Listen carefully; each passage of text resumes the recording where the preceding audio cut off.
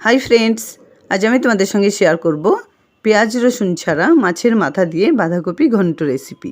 এটা এতটাই টেস্টি যে গরম গরম ডাল ভাতের সঙ্গে দুর্দান্ত খেতে। তো চলো দেখে নেওয়া যাক পুরো রেসিপিটা। এখানে আমি বড় দেখে একটা বাঁধাকপি নিয়েছি। খুব টাইট বাঁধাকপিটা দেখতেই পাচ্ছ। এটাকে দু টুকরো করে কেটে নিচ্ছি। এখান থেকে অর্ধেকটা বাঁধাকপি আমি ইউজ করব, বাকি অর্ধেকটা রেখে দিচ্ছি। এই কপির ভেতরের পার্টগুলো দিয়ে এর আগে আমি তোমাদের সঙ্গে শেয়ার করেছিলাম বাঁধাকপির ডালনা। অনেক সাড়া পেয়েছিলাম তোমাদের থেকে, সেজন্য অনেক অনেক ধন্যবাদ। যতটা সম্ভব পারা যায় খুব ঝিরিঝিরি করে কপিটাকে আমি কেটে নিচ্ছি। বাঁধাকপি ঘন্ট কাটার উপর ডিপেন্ড করে কতটা দেখতে সুন্দর বা টেস্টি হবে। এবার একটা ঝুড়িতে তুলে নিয়ে খুব ভালোভাবে ধুয়ে নিচ্ছি। এবার একটা কড়াইতে সমস্ত কপিগুলোকে আমি তুলে নিচ্ছি। এতে মিশিয়ে দিচ্ছি 1 গ্লাস পরিমাণ জল।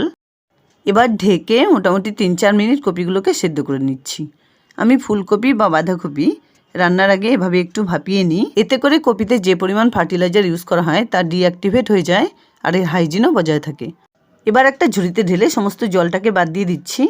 এখানে আমি একটা মাছের মাথা বেশ ভালোভাবে পরিষ্কার করে ধুয়ে নিয়েছি। এতে মিশিয়ে দিচ্ছি পরিমাণ মতো নুন আর 1 টিস্পুন হলুদ গুঁড়ো। মাছের মাথার ভেতরে বাইরে কোনায় কোনায় নুন হলুদটাকে খুব সুন্দর করে মেখে নিচ্ছি। যেহেতু আমি বেশিরভাগ রান্নাই সাদা তেলে করে নিই, তোমরা চাইলে সর্ষের তেলেই রান্নাটা করতে পারো। এখানে আমি 1/4 কাপ সাদা তেল খুব ভালোভাবে গরম করে মাছের মাথাটা ভেজে নিচ্ছি। লো টু মিডিয়াম ফ্লেমে 2-3 বার উল্টে পাল্টে মাছের মাথা দুটো আমার ভেজে নেওয়া হয়ে গেছে। এবার আমি তুলে নিচ্ছি। এবার ওই তেলেই ফোড়ন হিসেবে দিয়ে দিচ্ছি একটা তেজপাতা, একটা শুকনো লঙ্কা, সঙ্গে 1 টিস্পুন সাদা জিরে। এখানে আমি দুটো নতুন আলু ডুমো ডুমো করে কেটে ধুয়ে নিয়েছিলাম, সেটা এবার ভেজে নেব।